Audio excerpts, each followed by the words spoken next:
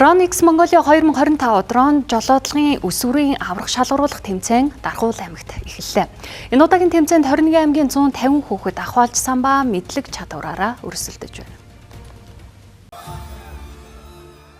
Нисгэгчгүй нисэх хэрэгслийн спортыг хөгжүүлэх, дроны үйлдвэрлэл, технологийн аюулгүй адил хөдөө аж ахуйн нийгмийн бусад салбарт эрчимтэй нэвтрүүлэх бүх талын үйл ажиллагааг дэмжих зорилгоор Монгол Улсын ерөнхийлөгч зэвсэг түвшний ерөнхий командлагчийн ивэлдор Монгол Улсад анхудаа Дронкон нисгэгчгүй нисэх хэрэгсэл жолоодлогын улсын аврах шалгаруулах тэмцээнийг энэ оны 1-р сард зохион байгуулсан. За тэгвэл энэ удаа Dronix Mongolia 2025 дрон жолоодлогын өсвөрийн аврах шалгаруулах тэмцээнийг зохион байгуулж байна.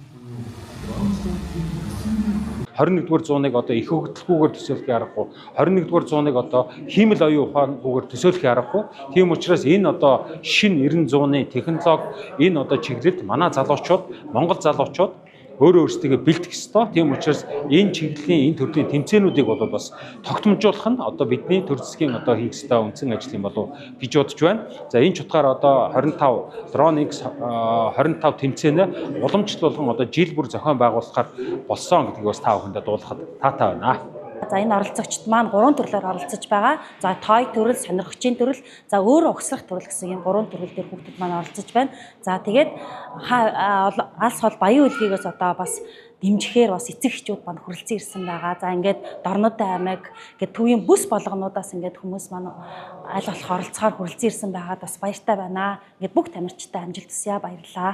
Одоо миний ажиллаж байгаа дрон болохоор энэ нэг камерын дүрс нь харагддаг. Тэгээд энэ дээр дэш энэ асааж унтраадаг. Тэгээд энэ нэг мэдрэгчүүдтэй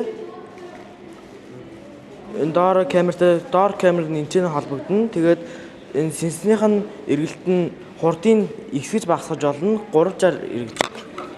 Тэгээд яг эрэхтэй болохоор тэнцвэрээ сайн хадгалж үлддэг болохоор бус дроныг бодвол хамаагүй сайн гэсэн.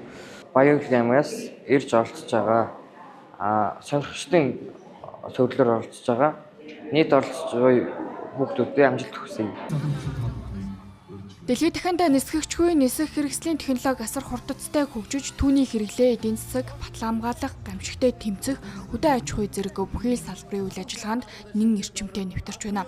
За иймд дроны өндөр технологиг нэвтрүүлэх, өргөнөөр ашиглах чадварлаг оператор нисгэгчдийг бэлтгэх, хөгжүүлэхэд төр засгийн бодлого, олон нийтийн идэвхтэй оролцоо, төр хувийн хвшлийн түншлэл чухал үүрэгтэй гэдгийг онцолж байлаа.